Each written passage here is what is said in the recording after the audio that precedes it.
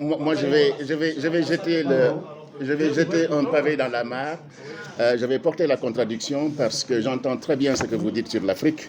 Mon ami Charles disait qu'il fallait revisiter notre histoire, avoir conscience de ce qu'on a, etc. J'ai entendu aussi une puissance porteuse d'avenir, etc. Il faut savoir une chose, l'Afrique doit parler à l'Afrique. Cheikh Anta Diop l'a dit depuis très longtemps. Ça fait depuis décembre, je fais des conférences sur ce sujet-là.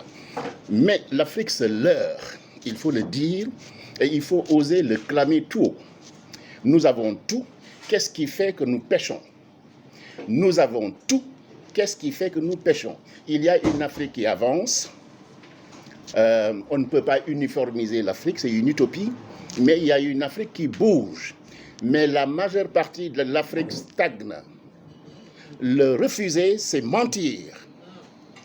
Je travaille beaucoup sur l'Afrique, sur le panafricanisme. J'ai fait une grande conférence à Grenoble sur Cheikh Anta Diop, où j'essayais d'apporter les autres visions de Cheikh Anta sur la régionalisation, par exemple. Vous savez, quand il y avait la Covid, les Africains sont puissants, mais étaient incapables de s'organiser, alors que nous avons de grands laboratoires en Afrique.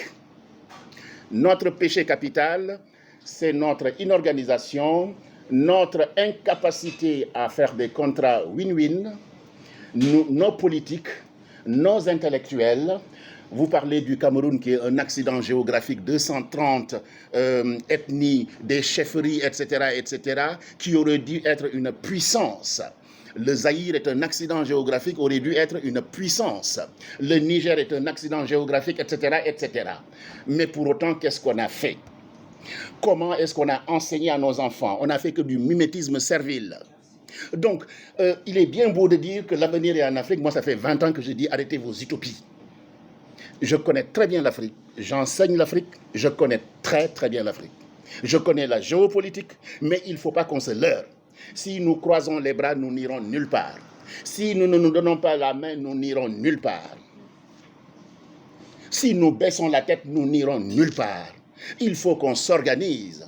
Il faut qu'il y ait des alternances. Il faut le respect des constitutions. Il faut effectivement qu'on revoie les nouvelles démocraties.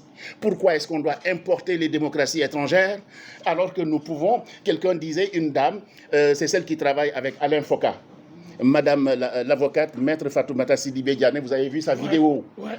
Quand quelquefois je commence une conférence, je commence par cette vidéo-là, ça m'évite de trop parler. Ouais. Parce qu'elle a tout dit dans cette vidéo. Vous connaissez cette vidéo qui fait Flores. Mais madame, elle a tout dit. Qu'est-ce qu'on peut dire mieux que ça? 60 ans d'indépendance, etc., etc. Elle a tout dit. Et donc, notre problème, il faut qu'on rééduque l'Afrique à parler à l'Afrique. Il faut qu'on aille à l'école de l'Afrique. Samedi dernier, je faisais une conférence dans le 18e sur la question avec des amis intellectuels et une dame antillaise disait il faut qu'on apprenne à retourner à nos sagesses. Mais nous avons des sagesses. Rien ne nous empêche dans cette tradition, dans ces sagesses-là, d'introduire de la modernité. Il n'y a aucun problème. Charles parlait de métissage, etc. Mais c'est possible. Et le monde, fatalement, sera métis. Parce qu'on fait des combinaisons, des stratégies, des combinaisons pour que ça marche. Si tu veux être autarcique, tu n'auras rien. Mais d'abord, se connaître, prendre conscience de soi, savoir quel est mon potentiel, qu'est-ce que j'ai et qu'est-ce que je peux proposer. Enracinement, ouverture. Mais si tu t'ignores, tu ne peux pas donner, madame, monsieur. Il faut d'abord que tu saches qui tu es. Il ne faut pas qu'il y ait un sentiment d'imposture. Et je fais ce travail avec des plus jeunes qui sont en Île-de-France, la diaspora, parce qu'ils ont le complexe. Ils ne savent pas qu'il y a un Charles. Ils ne savent pas qu'il y a mon ami Phoenix. Ils ne savent pas que j'existe, que vous existez, des intellectuels, etc. On a créé le Gotha Noir, où on montre effectivement à nos jeunes. Aujourd'hui, un ami revenant de Dakar me dit, Pape, j'envoie des enfants en stage. Ils n'ont même pas de bureau chez eux. Ça fait mal. C'est un détail, ça fait mal. Ils ne savent même pas ce qu'est un bureau. Il n'y a que 2 qui ont fait un stage en médecine, 2 autres chez des avocats, tout le reste. Je n'ai rien contre les McDonald's. Coiffure, etc., etc. Vous voyez ces détails? Si nous ne leur apprenons pas à aller chercher le savoir là où il faut, si nous ne donnons pas l'exemple, ils n'iront nulle part. Ils vont reproduire effectivement ce qu'on appelle les héritiers. Mon père est plombier, je serai plombier. Je vais lui trouver une place là où je suis. Charles connaît très bien ces sujets-là. Charles connaît très bien ces sujets-là. Vous voyez? Donc l'Afrique doit parler à l'Afrique, mais il ne faut pas qu'on soit utomiste. Il faut qu'on soit rigoureux et nous former réalistes. L'Afrique est riche, l'Afrique est appauvrie.